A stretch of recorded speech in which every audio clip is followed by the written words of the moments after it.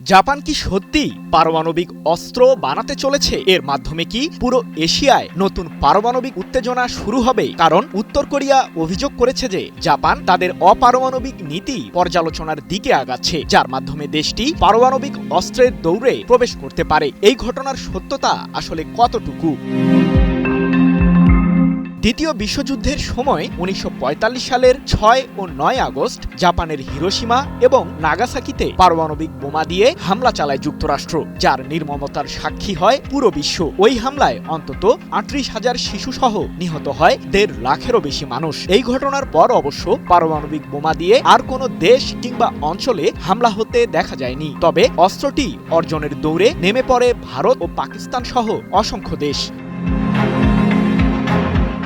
যুক্তরাষ্ট্র কর্তৃক জাপানে পারমাণবিক বোমা হামলার ৮০ বছর পর সেই জাপানি এবার পারমাণবিক অস্ত্র তৈরির দৌড়ে হাঁটছে বলে অভিযোগ এনেছে উত্তর কোরিয়া। সম্প্রতি উত্তর কোরিয়ার রাষ্ট্রীয় সংবাদ মাধ্যম কেসিএনের বরাতে ব্রিটিশ বার্তা সংস্থা রয়টার্স জানিয়েছে, জাপানের পারমাণবিক অস্ত্র অর্জনের উচ্চাকাঙ্ক্ষা পুরোপুরি দমনের দাবি জানিয়েছে কিম জং উনের দেশটি।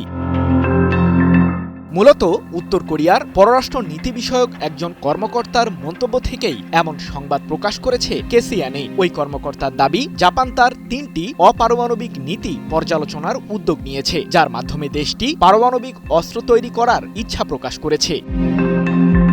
কেসিএনের বরাতে বার্তা সংস্থা রয়টার্স আরও জানিয়েছে যে চলতি বছরের অক্টোবরে মার্কিন প্রেসিডেন্ট ডোনাল্ড ট্রাম্প দক্ষিণ কোরিয়ার প্রেসিডেন্ট লি জে মিয়ং এর সাথে বাণিজ্য সংক্রান্ত একটি শীর্ষ সম্মেলনে অংশ নেন, যেখানে ট্রাম্প দক্ষিণ কোরিয়াকে পারমাণবিক শক্তিচালিত সাবমেরিন তৈরির অনুমোদন দেন। ওই ঘটনার পরই জাপানেও পারমাণবিক অস্ত্র তৈরির চিন্তাভাবনা জোরালো হতে শুরু করে।